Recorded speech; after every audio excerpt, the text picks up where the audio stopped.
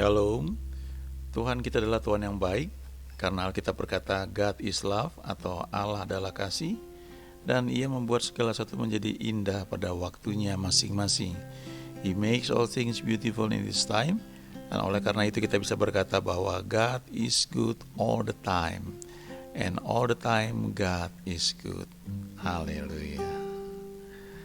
Roh Kudus hadir di sini, mengalir di bait suci. Perkara ajaib pun terjadi, kuasa mujizat nyata, karena Roh Allah sedang bekerja. Roh Kudus hadir di sini, mengalir di bait suci. Perkara ajaib pun terjadi, kuasa mujizat nyata, karena Roh Allah sedang bekerja. Tiada yang mustahil dan tiada yang sukar, bila Roh Allah turut bekerja.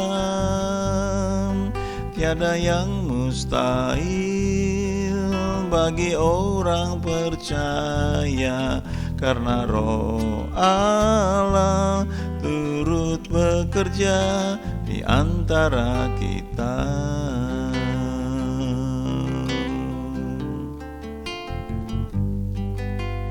Roh Kudus hadir di sini, mengalir di bait suci. Perkara ajaib pun terjadi, kuasa mujizat nyata, karena Roh Allah sedang bekerja. Tiada yang mustahil dan tiada yang sukar, bila Roh Allah turut bekerja. Tiada yang mustahil bagi orang percaya, karena Roh Allah turut bekerja di antara kita.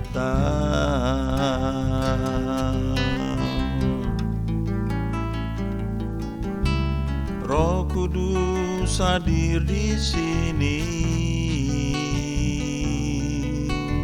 mengalir di bait suci. Perkara ajaib pun terjadi, kuasa mujizat nyata, karena Roh Allah sedang bekerja. Tiada yang mustahil dan tiada yang sukar, bila Roh Allah turut bekerja. Tiada yang mustahil bagi orang percaya, karena Roh Allah turut bekerja di antara kita. Karena Roh Allah turut bekerja, karena Roh Allah turut bekerja, karena Roh Allah turut bekerja di antara kita.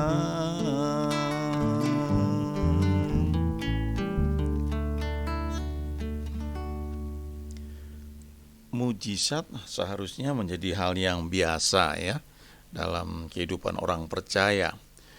Tentu ada hal-hal yang perlu kita lakukan dengan baik dan kita bisa menikmati berkat Tuhan.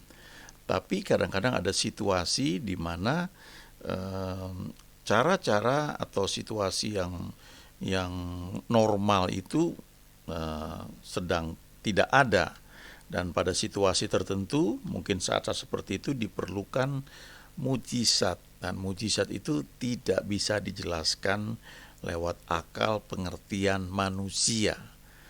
Nah, dari Yohanes 2 kita bisa belajar, ada 11 ayat di sini, dan masing-masing ayat ini bisa mengajarkan kepada kita prinsip-prinsip yang bisa kita pelajari dan kita lakukan, sehingga mungkin tanpa sadar dengan melakukannya ya, kita membawa diri kita ini pada posisi untuk siap menerima mujizat yang dari Tuhan.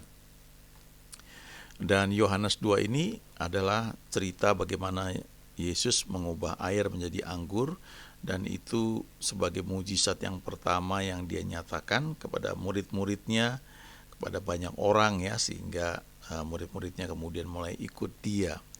Nah, kita bisa melihat di sini ya 5 ayat pertama misalnya Yohanes 2, dan kita bisa pelajari beberapa prinsip yang sempat saya singgung juga ya di kesempatan sebelumnya.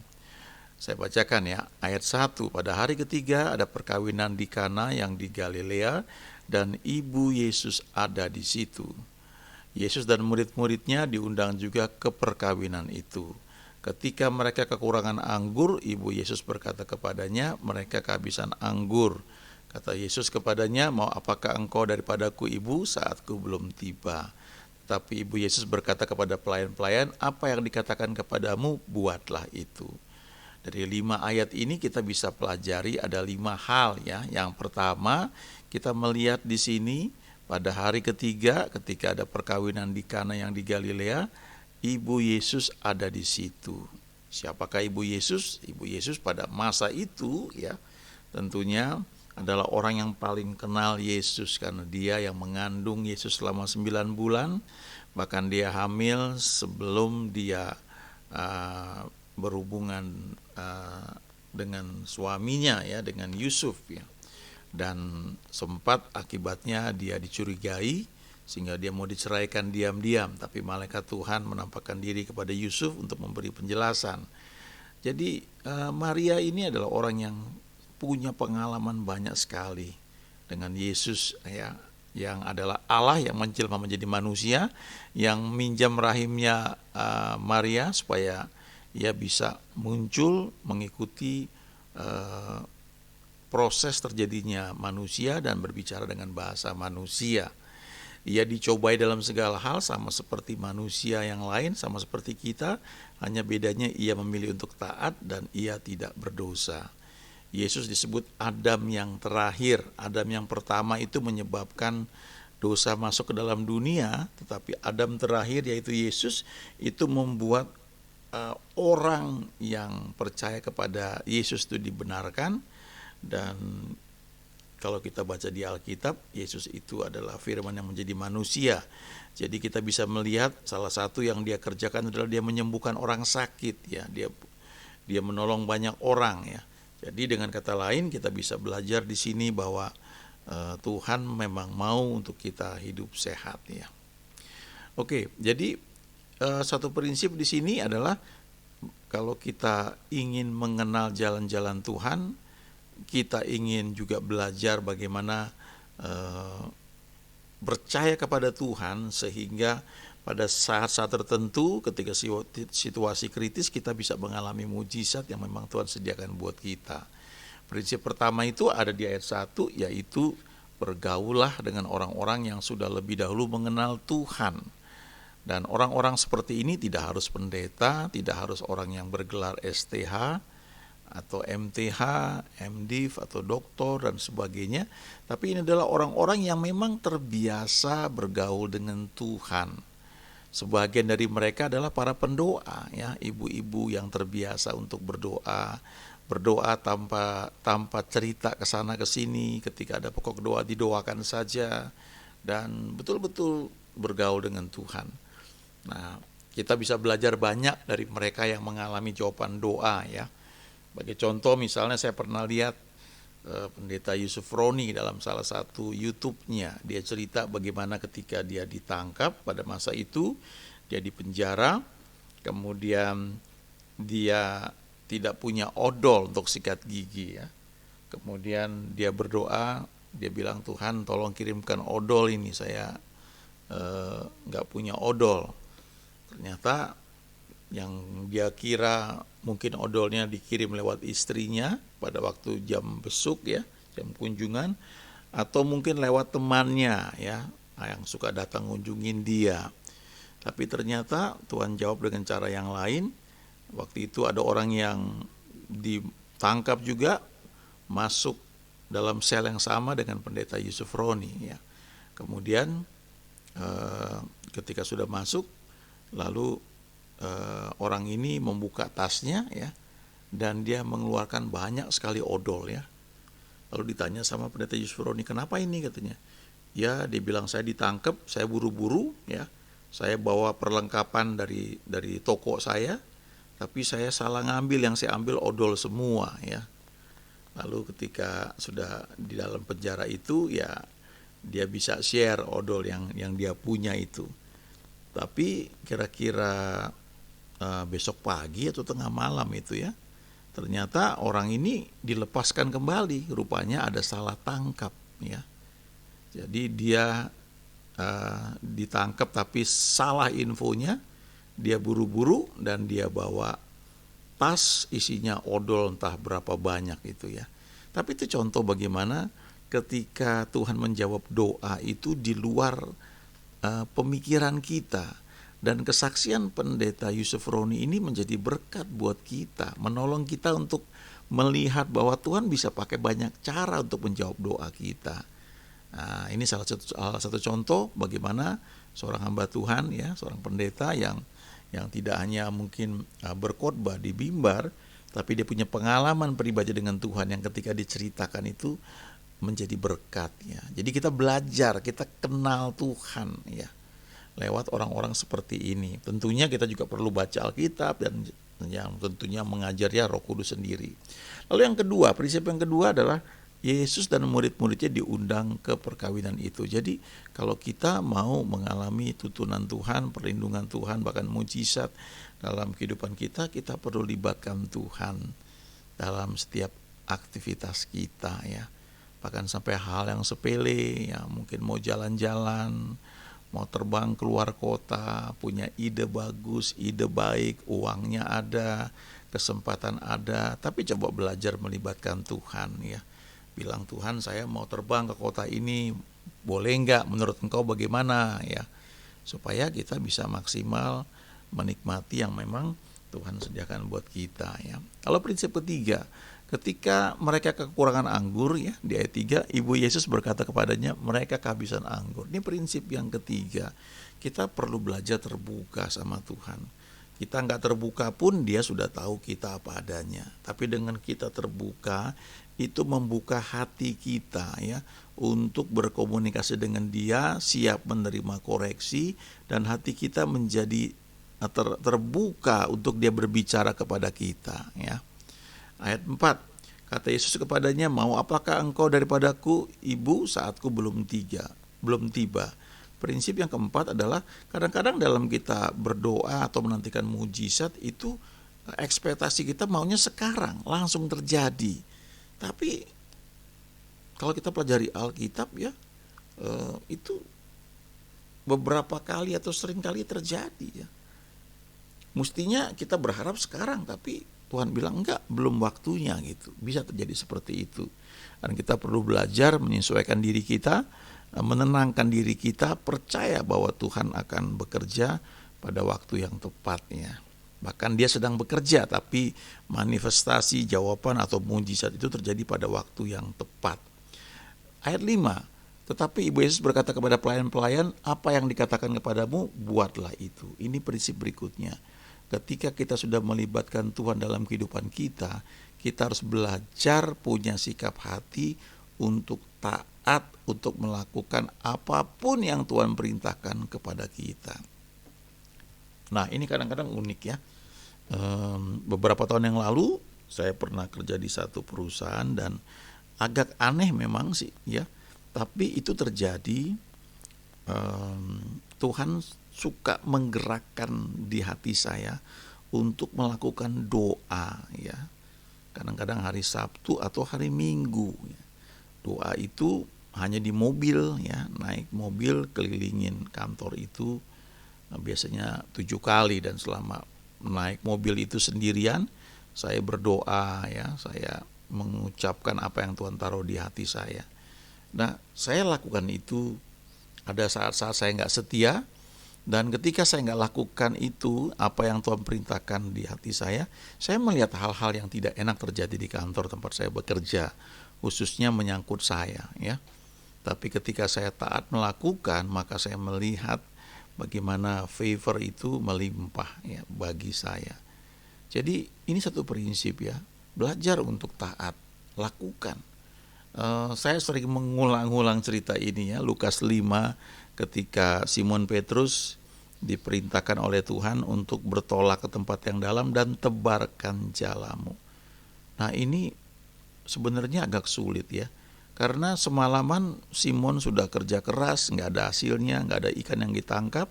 Lalu Yesus setelah meminjam perahu dia dan mengajar orang banyak, Yesus itu kemudian menyuruh Simon untuk bertolak ke tempat yang dalam dan menebarkan jala. Nah, saya nggak tahu berapa jauh tempat yang dalam itu, tapi umumnya lumayan jauh ya. Artinya ketika mendapatkan tuntunan Tuhan, suara Tuhan, perintah Tuhan, mendapatkan rema, maka diperlukan ketaatan untuk melakukannya. Tidak hanya itu, tapi juga kerelaan di dalam hati kita. Kenapa? Karena kalau kita lihat di Lukas 5 ini, ketika Tuhan memerintahkan, Simon itu perlu menyiapkan perahunya, mendayungnya, atau kalau cukup besar barangkali pakai layar. Tapi artinya dia menyiapkan segala sesuatu untuk bisa menebarkan jala di tempat yang dalam. Jadi dia perlu lakukan itu, dan itu butuh waktu, apalagi tempat yang dalam. Ya saya nggak tahu berapa jauh. Setelah itu dia perlu menebarkan jala. Padahal semalaman sebelumnya dia kerja keras, tidak ada ikan yang ditangkap. Tapi ketika dia menebarkan jalanya di tempat yang dalam seperti perintah Tuhan, pada waktu Tuhan memerintahkan, maka mujizat terjadi. 2 perahu penuh ikan hampir tenggelam. Ya. Sini kita belajar ketika Tuhan memerintahkan suatu kepada kita, ya lakukan saja ya. Kalau Simon itu nggak melangkah, tidak bertolak ke tempat yang dalam, ya nggak ada hasilnya, nggak ada ikannya. Kalau dia tidak menebarkan jala di tempat yang dalam, dia juga nggak terima apa-apa ya. Jadi perlu punya sikap yang taat. Nah yang berikutnya ayat 6 sampai ayat 11 ya, saya bacakan Yohanes 2 ini ya. Di situ ada 6 tempayan yang disediakan untuk pembasuhan menurut adat orang Yahudi, masing-masing isinya 2-3 buyung. Yesus berkata kepada pelayan-pelayan itu, isilah tempayan-tempayan itu penuh dengan air, dan mereka pun mengisinya sampai penuh. Lalu kata Yesus kepada mereka, sekarang cedoklah dan bawalah kepada pemimpin pesta. Lalu mereka pun membawanya. Setelah pemimpin pesta itu mengecap air yang telah menjadi anggur itu, dan ia tidak tahu dari mana datangnya, tetapi pelayan-pelayan yang mencedok air itu mengetahuinya, ia memanggil mempelai laki-laki dan berkata kepadanya, setiap orang menghidangkan anggur yang baik dahulu, dan sesudah orang puas minum barulah yang kurang baik. Akan tetapi engkau menyimpan anggur yang baik sampai sekarang. Hal itu dibuat Yesus di Kana yang di Galilea sebagai yang pertama dari tanda-tandanya, dan dengan itu ia telah menyatakan kemuliaannya, dan murid-muridnya percaya kepadanya. Nah, kita bisa belajar juga di sini dari ayat-ayat ini beberapa prinsip ya, sehingga rangkaian prinsip-prinsip ini merupakan satu contoh bagaimana kemudian Tuhan bekerja membuat mujizat ya. Yang kan ayat 6 ya, di situ ada 6 tempayan yang disediakan untuk pembasuhan menurut adat orang Yahudi, masing-masing isinya 2-3 buyung. Nah, kita lihat di sini ketika mereka kehabisan anggur dan ketika Tuhan mau melakukan mujizatnya, membuat mujizat ya, dia pakai apa yang ada di situ ya. Dikatakan di sini ayat 6, di situ ada 6 tempayan yang disediakan untuk pembasuhan menurut adat orang Yahudi, masing-masing isinya 2-3 buyung. Jadi ketika kita berdoa, kita mengharapkan mujizat, dari ayat ini kita belajar bahwa Tuhan pakai apa yang ada pada kita. Dia tidak pakai sesuatu yang tidak kita punya. Ya, dia pakai hidup kita, dia pakai apa yang menjadi milik kita karena kita beli atau karena kita dikasih oleh orang. Tapi kita melihat di sini bagaimana Yesus itu mengerjakan, membuat mujizat lewat apa yang sudah ada ya di sana, yaitu dalam hal ini 6 tempayan yang isinya air untuk pembasuhan ya, menurut adat orang Yahudi. Lalu ayat 7, prinsip berikutnya. Yesus berkata kepada pelayan-pelayan itu, isilah tempayan-tempayan itu penuh dengan air, dan mereka pun mengisinya sampai penuh. Ya, yang berikutnya, tadi kalau di ayat 5 dikatakan, ini satu sikap. Ya, satu sikap yang ready ketika Tuhan itu berbicara, saya mau taat, saya mau lakukan. Tapi di ayat 7 ya, ini sudah tindakan yang dilakukan lebih spesifik ya. Ada satu prinsip ya, kalau kita berdoa ya untuk suatu hal, nanti ini dari apa yang saya alami ya, tiba-tiba akan muncul satu ayat.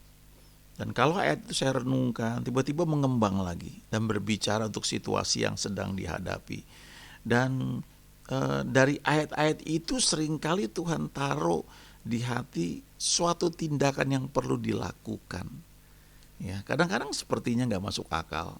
Apakah pernah dengar bahwa sebelum tembok Berlin itu roboh, banyak para pendoa dari Jerman Barat yang datang dan menumpangkan tangan mereka atas tembok Berlin itu ya, sehingga akhirnya tembok itu rubuh ya, dirobohkan, komunis hancur dan Jerman Barat dan Jerman Timur bersatu kembali.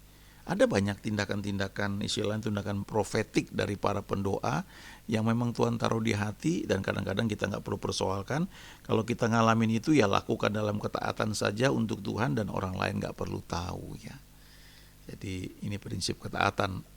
Ayat 8, lalu kata Yesus kepada mereka, sekarang cedoklah dan bawalah kepada pemimpin pesta, lalu mereka pun membawanya. Nah, ini hal yang tersulit ya, karena kalau pelayan-pelayan ini tahu isinya adalah air biasa untuk pembasuhan, lalu mereka disuruh mengisi ya tempayan itu penuh dengan air, dan setelah penuh disuruh cedok dan bawa kepada pemimpin pesta ya. Ini bukan hal-hal yang mudah ya. Tapi kita lihat di ayat 8 bagian kedua, lalu mereka pun membawanya ya. Ayat 9, setelah pemimpin pesta itu mengecap air yang telah menjadi anggur itu, dan ia tidak tahu dari mana datangnya, tetapi pelayan-pelayan yang mencedok air itu mengetahuinya, ia memanggil mempelai laki-laki. Di sini kita belajar ya, ketika mujizat terjadi, kita tidak bisa menjelaskan dari mana asalnya, kenapa bisa begitu, tidak bisa dijelaskan dengan logika. Yang namanya mujizat itu di atas atau di luar daripada logika berpikir ya. Itu satu prinsip yang perlu kita tahu ya di ayat 9. Ayat 10, dan berkata kepadanya, setiap orang menghidangkan anggur yang baik dahulu, dan sudah orang puas minum barulah yang kurang baik. Akan tapi engkau menyimpan anggur yang baik sampai sekarang. Ini situasi yang terjadi ya di banyak tempat. Seringkali orang itu yang baik-baik saja di awal, belakangan dia nggak perhatikan lagi. Kalau jualan mutunya nggak diperhatikan, kalau sudah banyak pelanggan atau ada pelanggan setia yang sekian puluh tahun ya diabaikan begitu saja. Nah, itu seringkali terjadi ya di dunia. Setiap orang menghidangkan yang baik dahulu, lalu setelah itu belakangan yang kurang baik. Tetapi Tuhan membuat anggur itu tetap baik, anggur manis tetap ada dari sejak awal sampai kapanpun. Kita bisa belajar di sini ketika Tuhan membuat mujizat, Dia itu membuat untuk kebaikan kita ya. Jadi jangan berpikir Tuhan sudah sembuhkan tersakit lagi ya, enggak begitu ya. Tuhan ingin yang terbaik ada pada kita. Nah, untuk itu kita perlu belajar jalan-jalannya, dan itu setiap hari ya. Ayat 11, hal itu dibuat Yesus di Kana yang di Galilea sebagai yang pertama dari tanda-tandanya, dan dengan itu ia telah menyatakan kemuliaannya, dan murid-muridnya percaya kepadanya. Nah, setiap mujizat yang kita alami, yang terjadi, itu menunjukkan kemuliaan Tuhan dan membuat kita semakin percaya dan bergantung kepada Dia. Saya pernah baca satu buku judulnya Like a Mighty Wind, ya, atau bagaikan tiupan angin badai, cerita mengenai kegerakan yang terjadi di timur, ya, khususnya di Soe, ada satu kota di timur di sana. Nah, diceritakan di sana banyak mujizat terjadi yang persis seperti zaman Kisah Rasul. Ketika hari Pentakosta, Roh Kudus dicurahkan, banyak mujizat terjadi. Nah, salah satu yang menarik adalah ketika mereka mengalami mujizat, dan tidak hanya sekali tapi berkali-kali, air menjadi anggur, dan di situ ada pelajaran iman yang luar biasa. Ya, saya baca buku itu dan diceritakan penulis buku itu, ya, adalah Mel Tari, ya, seorang hamba Tuhan yang tinggal di Amerika. Sebenarnya dia mungkin cuma cerita, tapi ada orang lain yang menuliskannya. Tapi buku itu diberi judul Like a Mighty Wind oleh Mel Tari, ya. Jadi cerita mengenai kegerakan yang terjadi di Kupang, ya, di Soe, di Nusa Tenggara Timur, dan itu seperti tiupan angin badai, katanya begitu, ya. Nah, lalu di buku itu diceritakan bahwa Mel Tari punya kakak atau ya orang yang lebih senior secara rohani, ya. Itu cerita kepada Mel Tari bahwa mereka sudah beberapa kali kalau mereka mau perjamuan kudus dan tidak ada anggur, mereka berdoa, dan air yang mereka ambil dari sumur itu didoakan menjadi anggur. Lalu Mel Tari nggak percaya. Lalu dia bilang, oke, saya mau ikut kalian, kita berdoa untuk membuat air menjadi anggur. Lalu Mel Tari yang mengambil airnya sendiri dari sumur, ya. Dia yang ambil supaya dia pastikan itu nggak ditukar oleh orang lain. Lalu dia ambil dalam satu ember, dalam satu wadah. Kemudian mereka mulai duduk melingkar dalam satu ruangan. Mereka mulai berdoa, ya. Mereka mau berdoa supaya air itu menjadi anggur.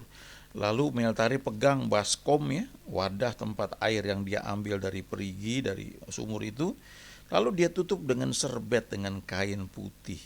Dan secara sengaja dia masukkan ujung kain putih itu, salah satu ujungnya, ke dalam baskom atau ke dalam wadah tempat air sumur itu yang dia ambil.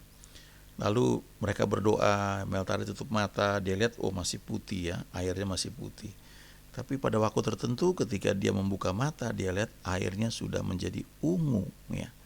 Dan serbet putih itu kelihatan menjadi berwarna ungu karena pengaruh dari anggur di situ, ya. Air sudah menjadi anggur. Lalu pemimpin persekutuan doa itu bilang, ayo sekarang kita cicipi anggur ini yang sudah terjadi secara mujizat. Lalu mereka ambil gelas dan masing-masing orang minum, ya, mencicipi. Lalu semua orang punya komentar, ini anggur manis sekali, ya, luar biasa. Lalu ketika giliran Mel Tari dikasih anggur itu, warnanya memang ungu, tapi waktu dia minum kok rasanya tawar, tidak manis, ya. Lalu orang-orang tanya, gimana rasanya? Dan dia diam saja. Karena orang pertama, orang kedua, orang ketiga yang sudah mencicipi air tersebut, mereka bilang ini anggur yang manis. Lalu orang berikutnya minum lagi, airnya sudah menjadi anggur itu, dan dia bilang, wah, ini anggur manis luar biasa. Lalu Mel Tari bingung, karena menurut dia ketika dia coba itu tawar rasanya. Jadi mereka pergi ke rumah pendeta untuk mengantarkan air yang sudah menjadi anggur itu. Kemudian dikasih ke pendeta itu, lalu kalau nggak salah besoknya atau beberapa saat kemudian mereka perjamuan kudus. Dan mereka menggunakan air yang sama yang telah didoakan, warnanya menjadi ungu, ya. Dan ketika anggur itu dibagikan, roti dibagikan, lalu mereka menikmati, ya, waktu perjamuan kudus. Dan ketika Mel Tari minum anggur tersebut, rasanya manis. Dan dia bingung, karena sebelumnya waktu dia rasakan itu tawar. Lalu setelah selesai kebaktian, dia eh, temui saudaranya itu dan dia bilang gini, kamu harus jujur sama saya ya, saya mau tanya ya, itu yang kita minum tadi itu apa? Gitu. Terus saudaranya bilang, anggur yang manis ya. Terus gimana rasanya? Oh manis, manis sekali. Lalu Meltari bilang, enggak, sebelum kita bawa ke pendeta, waktu kita selesai berdoa, dan air yang tadinya putih warnanya itu sudah menjadi ungu, kemudian kita coba masing-masing minum, lalu kamu minum dan kamu bilang manis rasanya. Saya minum tawar rasanya. Sekarang saya mau tanya sama kamu, jawab dengan jujur. Waktu kamu minum air yang sudah menjadi warnanya ungu itu, bagaimana rasanya? Terus ini kakak rohaninya tersenyum ketawa dan dia bilang, tawar. Loh, kaget dia. Berarti kamu bohong dong. Kenapa waktu ditanya tadi kamu bilang ini anggur yang manis, padahal kamu tahu rasanya tawar? Terus orang ini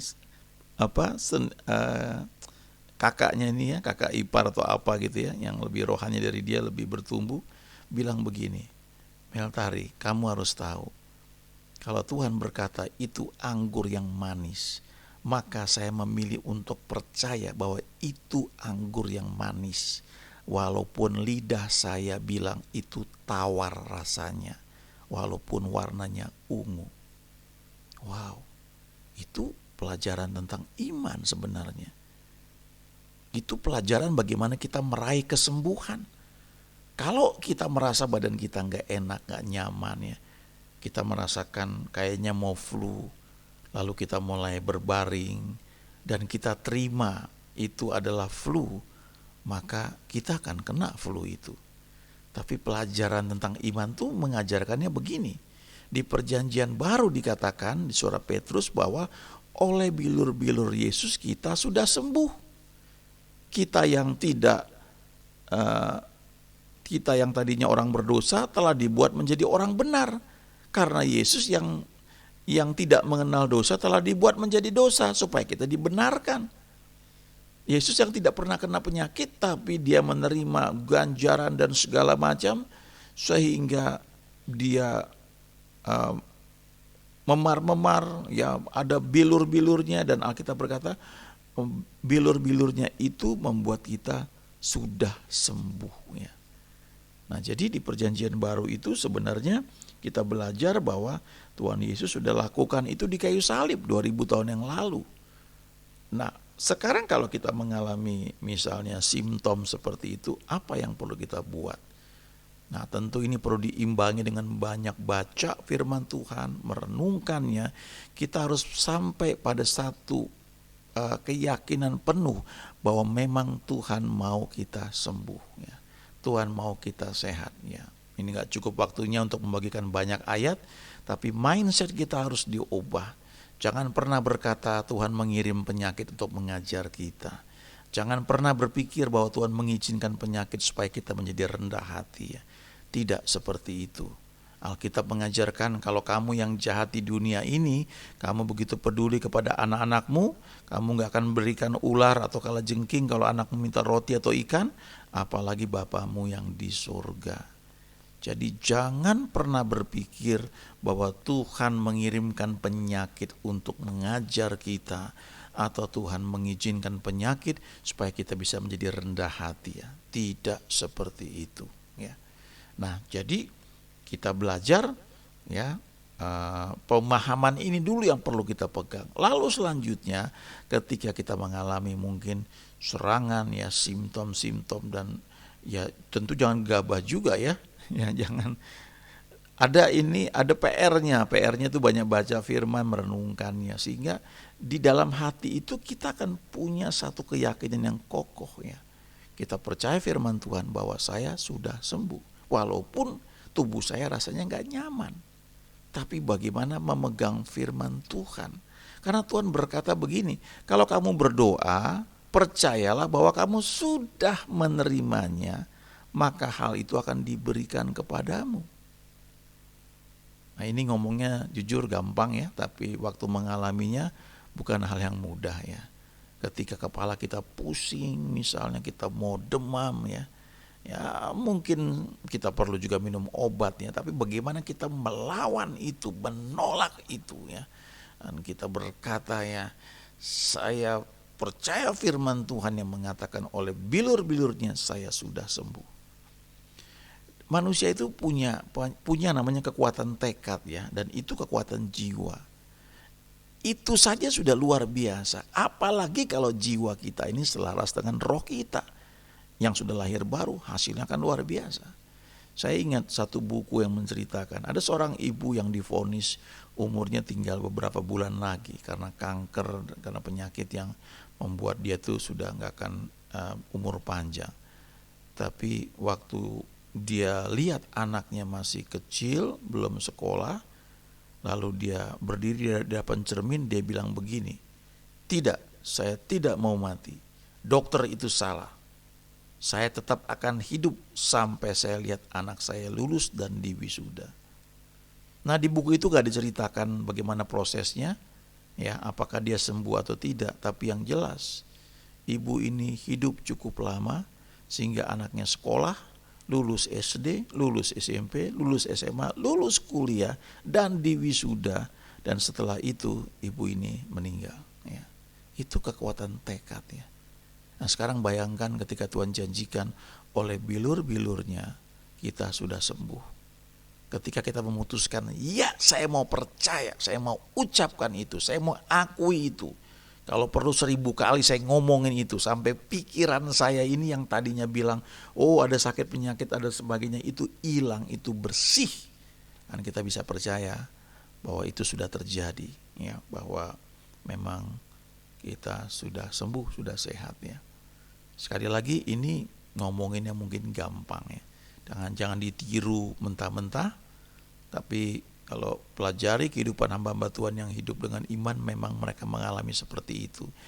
Kitab Ibrani bahkan mengatakan sebab kamu memerlukan ketekunan supaya sesudah melakukan kehendak Allah kamu memperoleh apa yang dijanjikan itu. Ketekunan itu salah satunya adalah berpegang pada janji Tuhan, oleh bilur-bilurnya saya sudah sembuh ya. Memegang itu walaupun situasinya mungkin kita sedang mengalami simptom yang tidak enak ya. Hamba Tuhan Smith Wigglesworth, ini kesaksian, ini cerita ya, jangan ditiru sembarangan, tapi dia memang punya prinsip, dia tidak mau dioperasi, tidak mau dia bilang tidak satu pun pisau operasi dari dokter menyentuh tubuh dia ya. Satu ketika dia diagnosa sakit batu ginjal kalau nggak salah ya, dan dia nggak pernah mau dioperasi ya. Lalu dia hanya berdoa dan seringkali dia melayani kebaktian dengan luar biasa, mujizat terjadi. Tapi ketika dia kembali ke kamar hotel, dia merintih sampai pagi karena menahan sakit yang sedang batu-batu ginjal tuh yang menyerang dia. Dan diceritakan bahwa seringkali pakaian dalamnya jadi berdarah-darah. Tapi orang ini terus melawan hal itu dan dia perkatakan firman Tuhan. Lalu singkat cerita entah berapa lama batu-batu ginjal tersebut semuanya keluar ya, dengan cara yang ajaib. Jadi ini hal penting yang perlu kita pelajari ya, kita pegang. Bagaimana firman Tuhan mengatakan tentang kita dan kita percaya hal itu. Demikian juga ketika Alkitab berkata Allah adalah kasih, God is love, keputusan kita untuk percaya itu. Ketika Alkitab berkata He makes all things beautiful in its time, Ia membuat segala sesuatu menjadi indah pada waktunya masing-masing, juga keputusan kita untuk percaya. Dan akhirnya kita bisa mengalami God is good all the time God is good. Terima kasih Bapa, kami mengucap syukur, dalam nama Yesus kami berdoa. Amin.